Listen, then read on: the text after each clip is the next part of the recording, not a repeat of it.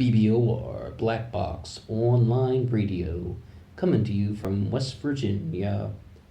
I was listening to a podcast and I came across this advertisement from iHeartRadio talking about some upcoming true crime stuff they were doing, and they kind of introduced it with a question like, what happens to a person when they're listening to true crime material every night? And I believe they even used the word like psyche. Like, what happens to the human psyche when you're going to be listening to true crime material every evening? And I began to think about that a little bit because, I mean, I listen to true crime every single night, no exceptions. I always like to listen to something, even if it's just, the Forensic Files podcast. But I've been listening to a bunch of other programs, like Court Junkie is a thing that I got into.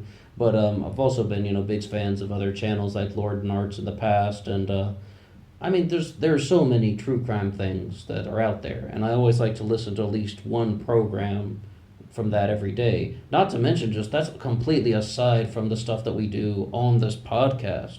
So true crime every single day. And I know that a lot of other people who are going to be tuning into this, I mean, just from the people that I interact with in the comment sections from time to time, I know you guys do too. What happens to the thought process of a person when they're so involved with true crime? Now, I'm not going to lie to you. My initial kind of suspicion and prediction about this was that I was going to be desensitized to it, that I wasn't going to kind of have the same feeling, that I was just going to be, well, as we said, insensitive, and I wouldn't really think anything about it. But I would hear stuff like murder, double homicide, and just be like, meh, okay, it's a murder, it's a double homicide, I hear this stuff a lot. That's what I thought was going to happen. But in reality, it is a complete just emotional 180. I found that the more I'm listening to true crime stuff, the more kind of either emotional, sensitive, the more kind of just like passionate I'm getting for it, and even just kind of outraged about it. Outraged, yes, because you're just like, holy crap, humanity, what has gone wrong with human civilization? When you're just seeing all of these different crimes and the manners in which that they are committed, and just this repetitive cycle of destruction of money, sex, and power, and it's just like, I find that I become even more sensitive to this stuff than I was in the past. And I don't ever really get used to hearing the things about gory details, especially when you're dealing with stuff that could be involving children and minors. I don't ever feel desensitized to that. And I do think, though, that the reason why iHeartRadio mentioned that the way they did was there is probably a certain fraction of true crime listeners who might have a fear, and I do mean that, a fear, that they're going to be listening to the stuff and that they're going to be watching these videos on YouTube and listening to podcasts, and they're going to become one of the perpetrators. They're going to get so desensitized, and they're just going to be so kind of caught up in the true crime world that they're going to try and make it into their own reality. And I mean, I don't know. All I can say about that is I don't really think that that's very likely. And for me, it's been the exact opposite. I find that the more I'm exposed to these things, the more I recognize that these things are absolutely heinous, and I want to be as far away from that as possible in terms of, like daily life that's outside of the internet. It's just like, no, absolutely not. It's just like we can kind of definitely see those very, very bold lines where, we got right and wrong on two different sides of it. So that's kind of what I would take away coming from that. But I'd be very curious, what do you guys think about that? That's our first challenge question of the day, where it's like, what do you think are the effects of listening to true crime every single day and watching true crime videos on YouTube? I mean, regularly. But the true crime world is kind of going in a lot of directions. I noticed that the podcast Crime Junkie is in the news a lot. I've been getting a lot of things about that on like the like the YouTube suggested videos, and they've been talking about Crime Junkie for incidents where they have been accused of plagiarism. And this is one that I had never heard of before. I mentioned I like to listen to at least one program every night from a variety of different sources. I mean, we'll cover some other things like Cold Case Files or First Degree is a new one that I'm getting into. Not to mention with the Serial Killer podcast, that's just what it's called. But I had never come across Crime Junkie, and I don't mean that I had never listened to it. I mean, there's some channels out there that I've never listened to before. I have no idea who Kendall Ray is, but I always see her in my suggested videos. I've never watched a single video, I've never clicked on a single one, but she's apparently very famous for this type of stuff. But with Crime Junkie, I didn't even know the name, but apparently there's some type of famous true crime podcast. But they were accused of putting out information without citing the sources. And there's something to say about that, where you're kind of just like, I would say that, first of all, when you're kind of just doing the podcast thing where you're just kind of talking extemporaneously, I mean to cite a lot of sources that maybe I overlook, and you just get kind of caught up in the monologue and the discussion. But from the few fragments that I did get to hear from Crime Junkie, it's like they are kind of reading off of what seems to be a script. So it means I never really talked to the creators, not very familiar with it. And if they actually have scripted out the podcast and they're reading it off, that's kind of something where they probably would have less of an excuse for citing the sources. I confess that even on some of my things, I probably need to do a lot better of a job of telling people where I'm getting all of the things that I talk about. Like this is just kind of a free talking thing, and sometimes it gets overlooked. The thing is, though, black box radio is not that famous, so it's just kind of trivial what I'm kind of putting out there. But there are a couple other things. It's not only citing the sources. It's just it's also the entire ethics of what true crime is all about. And we've had this debate on this channel a couple times about, is this something that exploits the victims, or is this something that is kind of just exploiting the tragedy that is connected to the victims, rather? I mean, because oftentimes people are focusing on the perpetrator, on a murderer, on a person who was a rapist or something like that, as opposed to what's going on with the victims. But we even mentioned that recently on a previous upload after a mass shooting. Someone was just putting out on his channel just that, hey, let's just give the victims some privacy right now and let them deal with the loss in their own way, but let's talk about what happened, let's talk about the event. And there's something to be said for that. But on the other hand, though, it's like, I definitely think that maybe perhaps we can also be somewhat aware of the sensitivity around the victims. But, there's a big thing to say with that. With high-profile disappearances, the victim, the person who has disappeared, they're the center point of it all. I mean, absolutely. And with unknown, when someone is found murdered and the perpetrator is unknown, the victim is the center point of that all. Like, I mean, even if you have a case like Missy Beavers or something where Missy Beavers was murdered and we don't know who the perpetrator was, she is the focus of that all. They're not talking about, it's not called the person in a police costume case, it's called the Missy Beavers case. So victims actually do get quite a lot of attention, they get quite a lot of respect, and they just get quite a lot of focus from the true crime community. So I would definitely say some things about that. I mean, like to people who think that this is something that might be kind of exploiting like a tragedy around, or just not paying attention to victims and just kind of focusing on the perpetrator, and that's how they're kind of exploiting the tragedy. I would push back on that a little bit. When it comes to true crime, though, and when we want to talk about a sensitivity thing, I mean, I like to listen to audio all the time. I mean, whenever I'm like kind of like looking at something on the internet, if I'm reading, or if I'm just kind of like, taking out the trash or something, I always like to hear some type of audio. But the thing is, I really found that, maybe I'm kind of sounding a little too far out with this, I found that that's almost an insensitive thing to do with true crime if I'm just using it for my background noise. And this is just a total personal feeling about this. I don't know what you guys do, but it's like, whenever I'm just kind of whenever I just want something to listen to in the background, I don't ever use something from true crime about that, because then I just feel like, they're just describing how somebody was murdered, they're describing how somebody lost their family member, and I'm just using that as my background white noise because I'm too lazy to go out and get friends or something. I mean, that's kind of, that's really just, I think, too much. There's so many other great podcasts out there. I listen to Emergence Magazine. They talk all about just like loving the earth and stuff. This Is Love is another one that's all upbeat, and NASA even has a podcast, and those things are great for that. just the stuff that's kind of somewhat informative but also uplifting.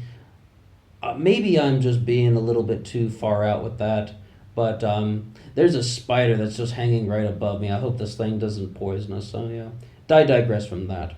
But it's just something that kind of caught my eye. But like, it's just I don't necessarily want to just kind of use someone else's tragedy as just noise because we have to be realistic.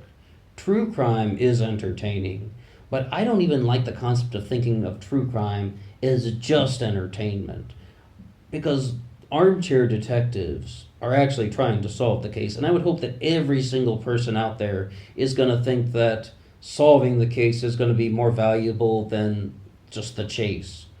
I mean, that's kind of a misused expression in English. The chase is more fun than the catch. No, it isn't. The catch is more fun than the chase. It's just kind of finding something to do after you've caught the thing.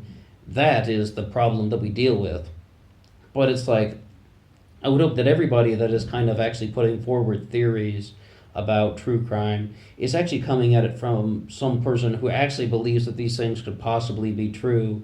And you hear so many like kind of far out theories and they start blending things together and maybe this they try to combine two different true crime incidents in one. Is this the same person?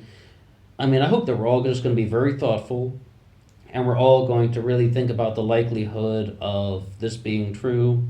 And I really just also stay away from things like Reddit and forums, and I try to stay away from the YouTube comments section, but that I just can't because I'm here on YouTube. I mean, some of the good ways to go about this, like that, are just kind of looking at the primary source documents. Like they made that documentary on Chris Watts, and I thought it was so well done because it's just the primary source documents. You have videography of Chris Watts and kind of surveillance footage. It's just the primary sources things. That's what I really like, where you're not dealing with any sort of commentary yet. And then once you kind of got the handle on the primary sources, then you can listen to some other presentations from YouTubers. But another good thing though for primary sources is often they put out press conferences about these cases, and you can find some of them on YouTube. But I would say though, if we're going to talk about things that are a little bit less primary, just the local news is a big source that I use for a lot of cases. Like talking about how just the local news coverage, because I feel it's very fact based and it's not really getting too much into opinionated. On this channel, we talk so much about theories, but one of the reasons for that is I was a big true crime fan for a long time before I ever started putting out things on YouTube, and I just began to notice that when you're listening to a true crime podcast, so many of them are just like having these 20-minute introductions where they're just reading the Wikipedia page, and then they would get into the discussion about well, what could have happened, or what, even if you're not going to talk about theories. Because over the last year, we've really kind of gravitated away from just pushing theories and then started talking more about psychology and culture and how do these things affect the people. That's when they have these 20-minute introductions, just reading the Wikipedia, then they get to that stuff. And I thought, well, why don't we just talk about that stuff? If someone's going to be listening to some channel like Black Box Radio, they're probably somewhat, in touch with the case. So let's just get right to the theories. Let's get right to the analysis. Let's get right to, just the cultural criticism. Let's get right to talking about the heart of the issue. And I mean, that's just one of the things that I would want to listen to when I'm really trying to get into a lot of things. And, we're going to be covering a lot more of that, especially the Zodiac Killer, because a lot of people have been raising some very good points in the comment sections. I still get, notifications for any upload you comment on. I get that, and people are saying a lot of good things about the Zodiac Killer. And we're also going to try and just cover some of the other big ones like Missy Beavers and John Benet Ramsey, Madeline McCann. We have some things that are going to be coming up about those in the future. But once again, I mean, I believe it was, who was it? Was it Kaylee Elise was the first person that I heard say this when she said that always remember, he or she was a person, not just a case. It's like, and we are dealing with the lives of people. And we should really approach them with that sensitivity. And I mean, I don't want to give them any publicity, but BuzzFeed True Crime, I think I'm about to say the word terrible. That's just not me. It's like they just try and work in so much like humor, and they just start laughing and making fun of the cases. I mean, I haven't seen that much of their stuff, but I stay away from that one. But the problem is that's blown out of proportion with true crime YouTubers online. They just start kind of trying to work in humor and making fun of like the victims and such. I don't ever want to do that stuff on here, and maybe some people are enjoying that much more than kind of just listening to kind of some what ifs or what about this, or just, well, what's the thought process of the person and what are the elements in this person's life that kind of made them develop this type of psychological makeup that they have. Maybe not everyone wants to hear that. They just want to hear the people making jokes about someone who got murdered or something. Well, it's like, that doesn't sound very humorous now, does it? All right, someone was walking home and they were attacked, beaten, stabbed, raped, and murdered. Okay, I failed to see the humor in some of that, but I mean, I haven't really seen that many things from BuzzFeed because, like, I just heard a little bit and then I decided I don't really want to follow their channel. But I noticed it's actually a lot of the up and coming podcasts that are kind of uploading on YouTube. Like things that don't have a very large following like this one. They're really probably trying to use humor as a way to pull people into it, but I don't know. What do you think about that? Do you think that there's anything unethical about trying to blend in lots of humor when you're talking about things like murders and cases of abuse and such? I mean, I'm willing to hear all sides on the issue, and that's just a challenge question. Please say anything you have to say at all. And also, it's like, what do you have to say at all about the ethics of true crime? Do you think there are any examples of times when YouTubers or podcasters or just any any coverage of the cases turned really, really sour and was something really that you just wanted to, you took exception with? You thought this is done in a poor taste manner. If you can think of any specific examples as well, I would love to hear some things like that. And just overall, though, the big first question was, what do you think the impact of listening to true crime every night would actually have on you? Do you think that it kind of makes you more aware of how, dark and sinister these issues are? And it's like, holy crap, there's some bad things in the world. Or do you think it desensitizes people and it kind of makes them think that this is so normal? Or, I mean, either that, this is so normal, or perhaps I want to join into this because I want to be like these people. You're kind of that sort of lust for power and, in a sense, stardom. Let's not kid ourselves. Serial killers are famous. There's one podcast called Murder Made Me Famous. I don't want to listen to it because that's the stuff that I'm trying to get away from. It's not so much about, that just sounds like glorification at its finest. I've never listened to a single episode and I don't want to. It's just, it's sort of like they're talking about things from kind of the wrong perspective, I feel. If you're talking about Murder Made Me Famous, well, that's what you're telling people. They can use murder as a tool to make themselves famous. I don't even want to entertain that type of thinking. But it's like, they're probably going to have a much larger following than this thing will. They're already being distributed on rather large platforms. But it's just what do you the other challenge question we asked was like, what do you think about what should be the balance between dealing with the perpetrator rather, because they're not only murders, and the victims? If you have anything to say at all, drop a comment below, and until next time.